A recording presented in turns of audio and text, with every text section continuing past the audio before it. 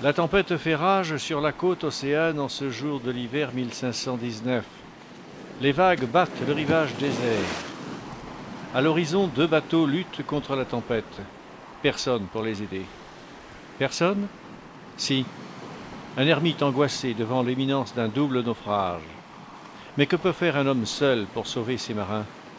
Prier, crier, appeler à l'aide la Vierge Marie? Vous, dont le Fils a apaisé le lac de Tibériade, intervenez en faveur de ces marins.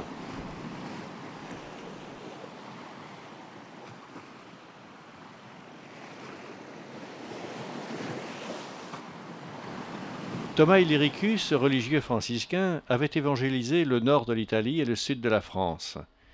Voulant prendre un peu de recul dans la solitude, il s'était arrêté sur les bords de cette petite mer de bûches qui ne s'appelait pas encore le bassin d'Arcachon. Grâce à sa prière, la tempête se calme aussitôt, et le saint homme remercie le ciel qui a épargné les marins. Les vitraux de la basilique rappellent cet épisode.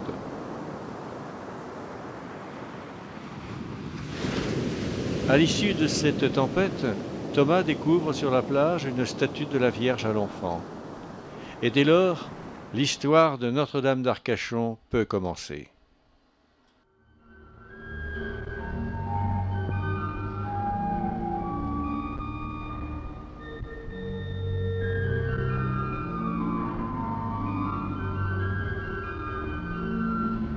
La statue, ainsi découverte, est aussitôt abritée dans un modeste oratoire, et elle fait l'objet de la dévotion de ce petit peuple de marins et de forestiers. Les premiers pèlerinages rassemblent des fidèles venus de toute la région. Ils sont attestés dès 1525. Ils se poursuivent depuis 4 siècles et demi. L'oratoire est emporté par une autre tempête 100 ans plus tard. Aussitôt remplacée par une chapelle plus importante, celle-ci est engloutie par le sable d'une dune mobile en 1721, comme le rappelle un vitrail de l'abside de la basilique.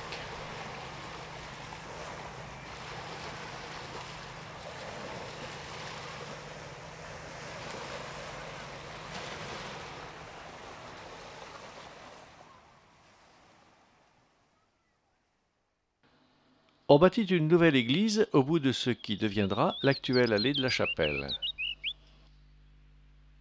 La maison de droite existe toujours. La chapelle est dotée d'un fronton et d'un portail à colonnes. Elle se dresse sur une dune boisée en pleine forêt.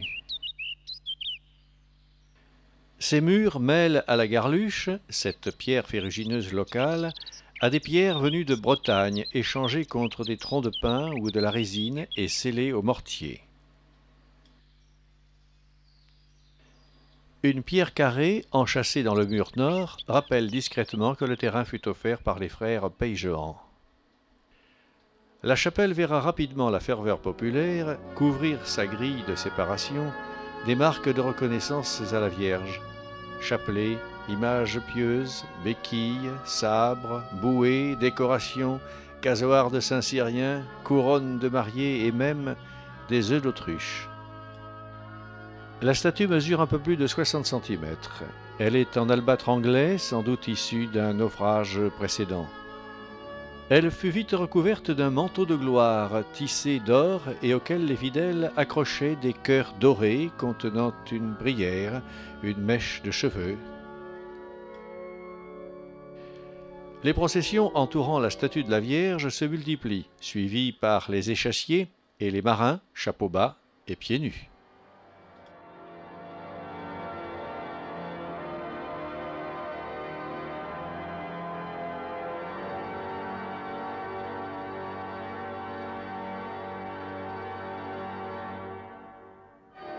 La chapelle est séparée en 2 parties par une belle grille de fer forgé.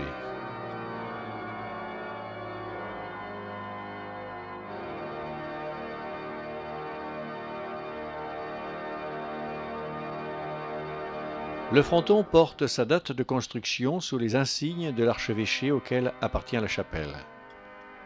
Le sanctuaire est de style baroque Louis XV, très chargé en dorure. Les chutes de fruits sont abondantes. La statue, découverte en 1519, occupe la place principale au-dessus du tabernacle.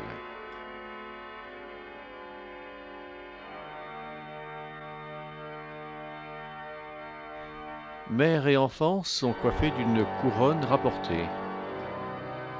L'ensemble est assez gracieux pour imaginer que cette statue date du XIVe siècle. Le drapé de la robe est assez remarquable. Le visage un peu plat de la Vierge lui donne un air d'innocence et de pureté, tandis que l'enfant Jésus tient un objet rond dans sa main. Son petit pied repose sur le genou de sa mère.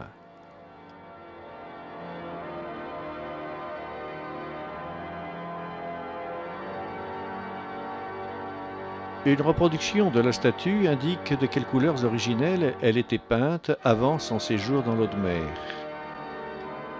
2 panneaux de velours dans l'autel rassemblent les petits cœurs qui ornaient le manteau de la Vierge. La Trinité est représentée au-dessus du tabernacle par Dieu le Père, le Saint-Esprit et Jésus dans les bras de sa mère.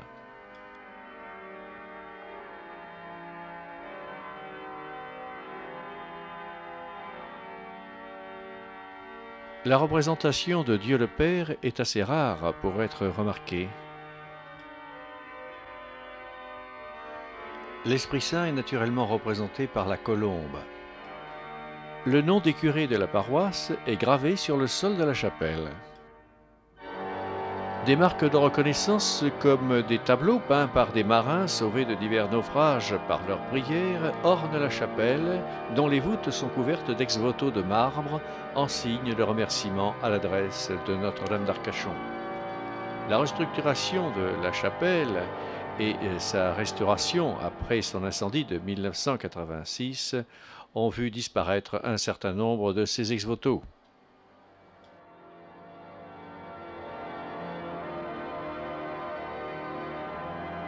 Des bouées frappées du nom des navires disparus manifestent la reconnaissance des rescapés de naufrage et ce tonnelet est le témoin du secours qu'il apporta à un jeune marin naufragé dans le golfe du Mexique, priant avec ferveur la Madone d'Arcachon.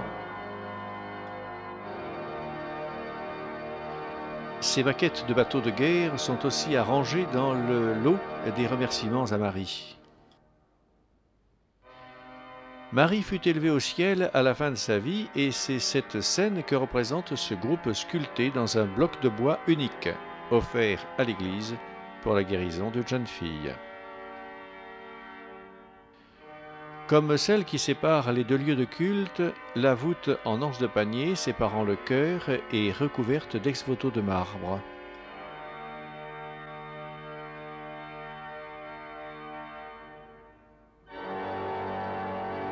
La grille séparant les 2 parties de la chapelle est un témoignage de l'art des ferronniers bordelais dont on trouve maints exemples dans les balcons des maisons et les clôtures des jardins.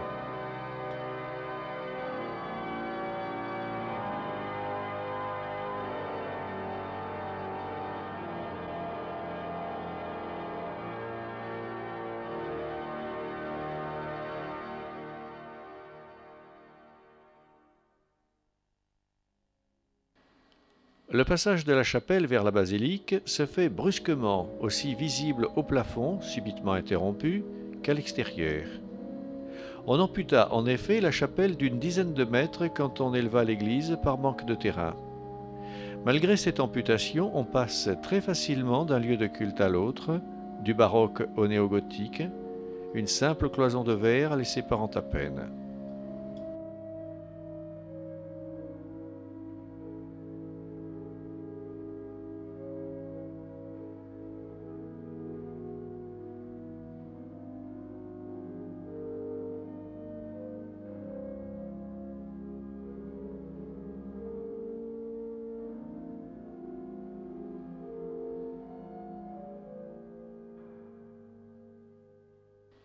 La construction de l'église fut exigée par l'explosion subite de la ville d'Arcachon, dont l'abbé Mouls fut l'un des créateurs. Ce prêtre habile et dévoué sut attirer l'attention des frères Pereire, financiers parisiens. Le premier curé d'Arcachon poussa Lamarque de Plaisance, le premier maire de la jeune cité, au développement d'une ville qui ne compte plus les célébrités telles le roi d'Espagne, Alphonse XIII, dont le père vint se fiancer à Arcachon, mais dont le plus célèbre fut Napoléon III, qui vint ici en 1859 et en 1863, attirant avec lui la cour, la noblesse et sa cohorte de médecins, d'intellectuels, de compositeurs, d'écrivains célèbres, d'artistes, de peintres, dont la liste complète serait trop longue. Une dizaine de présidents de la République se succédèrent à Arcachon. De Sissi impératrice à la reine de Madagascar, en passant par le Raja des Indes et le sultan du Maroc. Il était de bon ton de se montrer à Arcachon à la suite de l'empereur, et même après sa disparition politique, il fallait figurer dans la liste des étrangers de distinction dressés chaque semaine par les journaux locaux.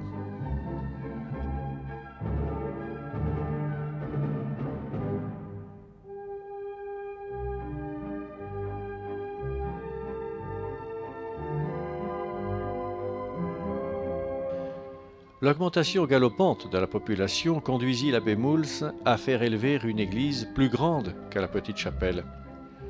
Les médecins du Second Empire comprirent le parti qu'ils pouvaient tirer d'un climat exceptionnel, guérissant comme par miracle les personnes atteintes de maladies pulmonaires qui louaient ces belles villas de la ville d'hiver construites à marche forcée pour les accueillir. Arcachon commença alors une croissance exponentielle dès l'année 1860 avec ces villas somptueuses qui se comptent maintenant par centaines et forment désormais un patrimoine exceptionnel et unique en France. L'église Notre-Dame devait pouvoir accueillir la dévotion d'une population locale grandissante à laquelle s'ajoutait une population venue de l'extérieur. Déjà dès 1823, la mode des bains de mer avait vu naître sur le rivage le premier hôtel de François le Galais. La pêche à la sardine avait attiré toute une population de marins bretons suivant les processions qui partaient de la chapelle et s'arrêtaient à des reposoirs.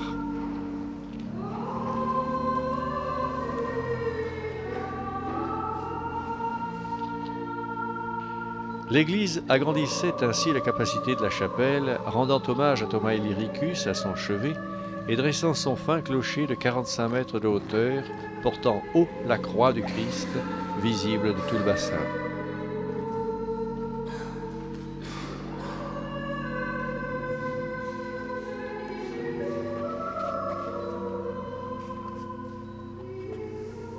Les arêtes du clocher sont ornées de crochets et sa silhouette est fine et élégante.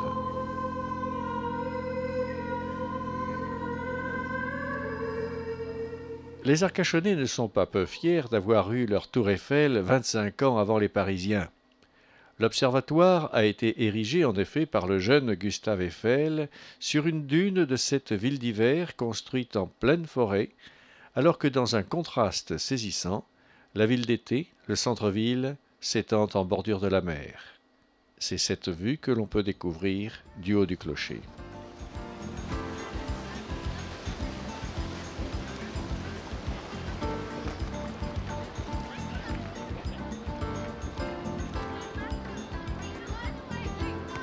Entre les fines colonnes supportant les pinacles s'élevant à chaque coin, le bassin s'étend, magnifique flaque bleue dans son écrin de verdure, tandis qu'une grande croix au dessin très particulier semble donner une dernière bénédiction au bateau qui part vers de nouveaux horizons. La tradition voulait de la saluer de 3 coups de sirène en partant vers le large pour demander sa protection à Marie, et de 3 autres coups en revenant pour lui rendre grâce. Quelques bateaux poursuivent encore cette tradition. Se profilant sur la fine silhouette du clocher, cette croix existe depuis fort longtemps, remplacée au rythme des vicissitudes qu'elle a connues. Celle-ci date de 1980. La jetée de la chapelle prolonge un alignement déjà remarquable et offre le spectacle permanent des villas du bord de mer, de la plage, des baigneurs, des bateaux qui passent, voiliers et pinasses, chalutiers ou canots, bateaux à moteur, rivalisant de vitesse.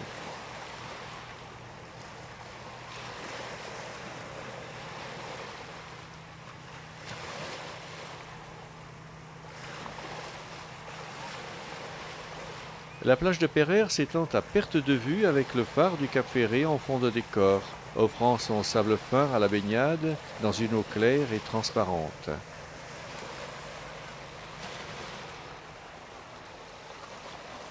Les bateliers proposent la découverte du bassin sur des bateaux couverts ou encore sur un immense voilier catamaran faisant figure de géant à côté des bateaux à voile traditionnels.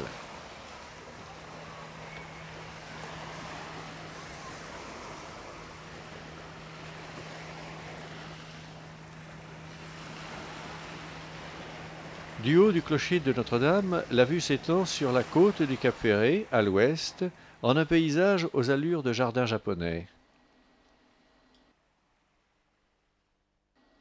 À l'est, c'est le centre-ville, le port au loin et la ville d'hiver, noyés dans la verdure éternelle des pins, exhalant leur senteur résineuse toute l'année, faisant d'Arcachon l'une des quelques villes d'Europe les plus salubres, les plus saines.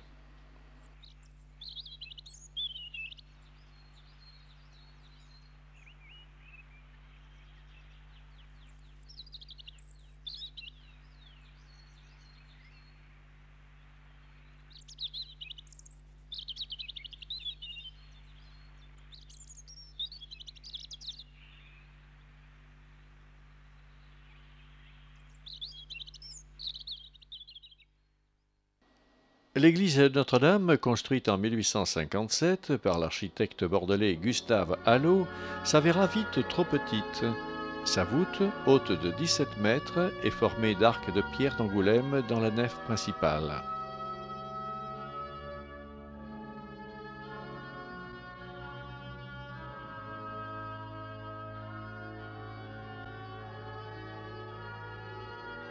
Les clés de voûte du chœur sont décorées successivement des armes de Pie IX, pape au moment de la construction de l'église, et des cardinaux Donnet et Guibert, tous deux archevêques de Bordeaux.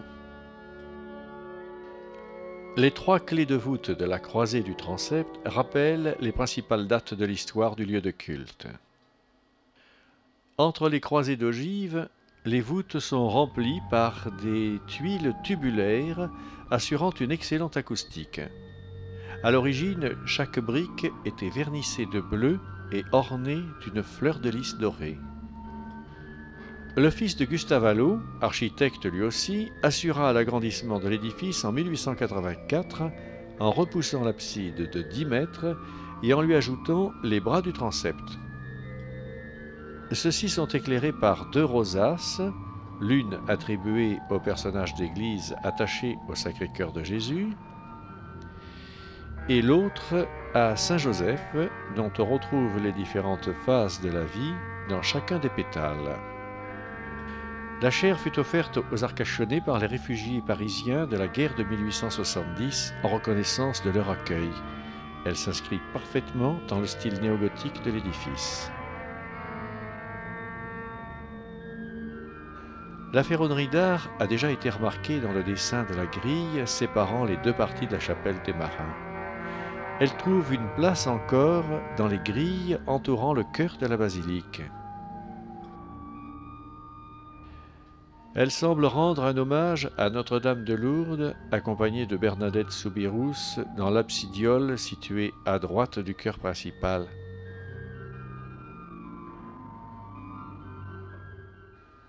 Derrière l'autel se déploie une grande fresque historique. Cette fresque se développe en 7 panneaux entourant le chœur en un demi-cercle complet. Elle rappelle les cérémonies du 26 juillet 1873, au cours desquelles la Vierge d'Arcachon reçut l'honneur du couronnement en raison de la dévotion manifestée avec tant d'ardeur par les fidèles. Pendant 3 jours, 10 évêques de France, 200 prêtres et des milliers de fidèles entourèrent la statue de la Vierge de leurs offices, de leurs processions, de leurs prières.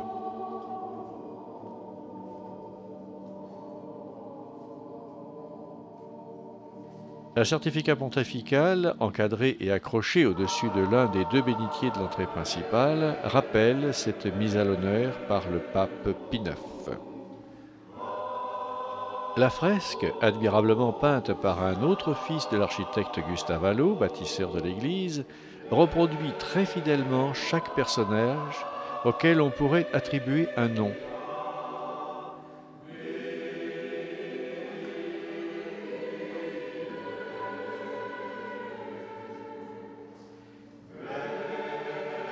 Mais que vient faire ici ce parasol jaune et orange?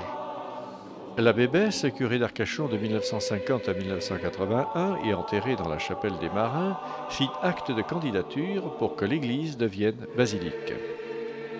Le pape Pie XII érigea donc Notre-Dame d'Arcachon en basilique. Un certificat le mentionne dans l'entrée principale. Le 9 mars 1953, de grandes cérémonies rassemblèrent les fidèles venus de toute la région. La toute nouvelle basilique se remplit de prêtres venus de toutes parts célébrer ensemble la reconnaissance de la piété fervente à l'égard de Marie. L'attribution de l'honneur au grade de basilique ne se fait qu'après un examen minutieux et la satisfaction d'un cahier des charges rigoureux par la Cour de Rome. On ne compte que quelques 160 basiliques en France. Derrière la chaire, à leur emplace, on remarque le chemin de croix, aujourd'hui remplacé par des éléments plus symboliques.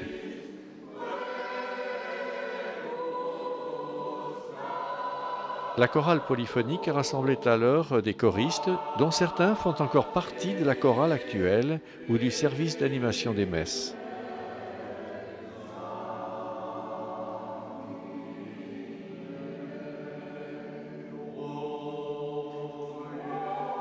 Si le chœur était magnifiquement décoré, il n'en demeurait pas moins que les manifestations extérieures se déroulaient avec faste et piété. La Vierge de Lourdes n'était guère oubliée.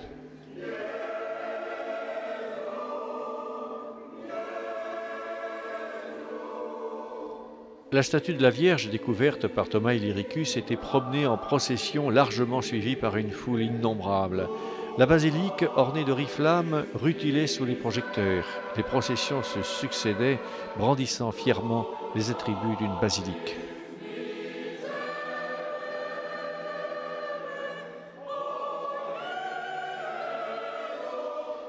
Voici donc le parasol jaune et orange aux couleurs du Vatican, le gonfalon, capable d'abriter le pape s'il venait à Arcachon un jour, et la pique, dotée d'une clochette sous la couronne et dominant les initiales de Notre-Dame.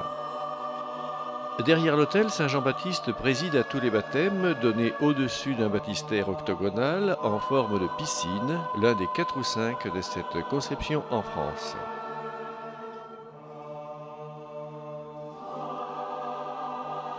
De l'autel, le célébrant peut contempler les eaux bleues du bassin, derrière la croix des marins. En levant les yeux, il peut voir l'orgue de la basilique.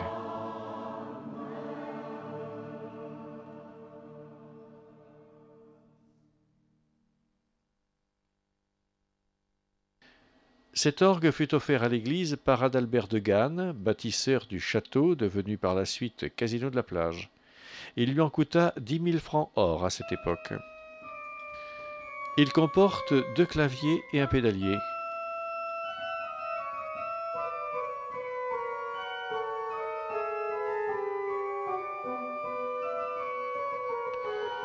Cet orgue est célèbre par ceux qui ont joué sur ces claviers.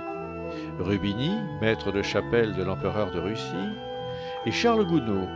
Charles Gounod qui écrivit à Arcachon une messe, des cantiques pour Notre-Dame. Arcachon inspira aussi Charles Gounod qui écrivit l'opéra le plus joué au monde, son célèbre Faust. Charles Gounod passa les 4 dernières années de sa vie à Paris et à Arcachon, dans des villas de la ville d'hiver. On dit que Charles Gounod composa à Arcachon son célèbre Ave Maria, peut-être inspiré par Notre-Dame.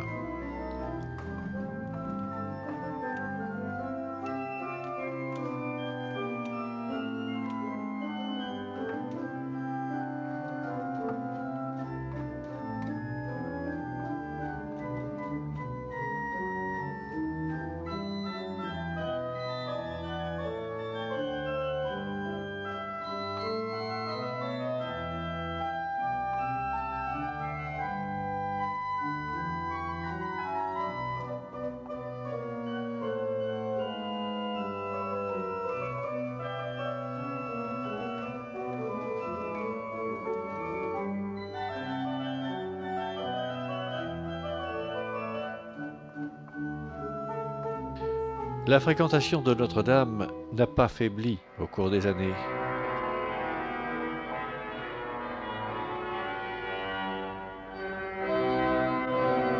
Son clocher demeure un symbole vivant de la foi chrétienne, figure de proue du havre de paix que représente le bassin pour le marin, le repère pour le promeneur un moment égaré en forêt. Chacun peut alors confier ses joies, ses peines ou ses espérances à Marie, protectrice fidèle de la cité.